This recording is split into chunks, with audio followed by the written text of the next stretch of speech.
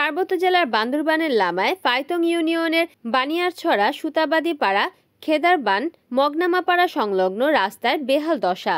সামান্য বৃষ্টি হলেই জলাবদ্ধতায় চরম দুর্ভোগ পোহাতে হচ্ছে স্থানীয় বাসিন্দাদের। ফাইতং ইউনিয়ন ৫ নং ওয়ার্ড এলাকায় মাহবুব আলমের বাড়ি সংলগ্ন প্রায় ২০ গজ রাস্তাটি বেহাল দশার কারণে বৃষ্টির দিনে ভাঙা রাস্তায় গর্তে পড়ে সিএনজি, ব্যাটারি চালিত অটো বাইক, রিকশা ও ভ্যান গাড়ি এমনকি বানিয়ারছড়া হতে সুতাবাদী পাড়া আমলাতলিমুখী একমাত্র সড়কে সিএনজি, টমটম ও শত শত বিদ্যালয়ের শিক্ষার্থীরা নানাবিধ সমস্যায় পড়ে।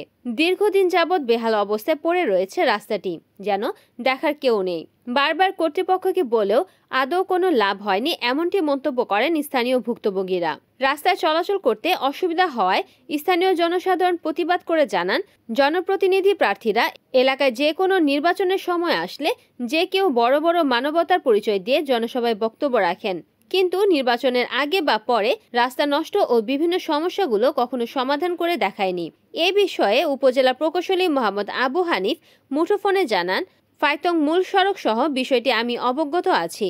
জেলা এলজেইডি অফিসের সহায়তায় রাস্তাটি চলাচলের উপযোগী করার প্রয়োজনীয় ব্যবস্থা গ্রহণ করার চেষ্টা করবে বলে তিনি জানান। লামা উপজেলা ফাইতং ইউনিয়নের ৫ নম্বর ওয়ার্ডে আপনার খেদারবান ভাঙাবেড়ি শতাবাদী মগনাপাড়া যে সড়কে যেটা এসএমএলটিসি এবং মাহবুব আলমের দোকানের সংক্রান্ত যে রাস্তাটা উপযোগী হয়ে গেছে, সেটা যদি এলাকার সচেতন ব্যক্তিরা এবং এলজেডি পক্ষ থেকে করে দেওয়া হয় তাহলে মানুষের চলাচলের জন্য উপকৃত হবে।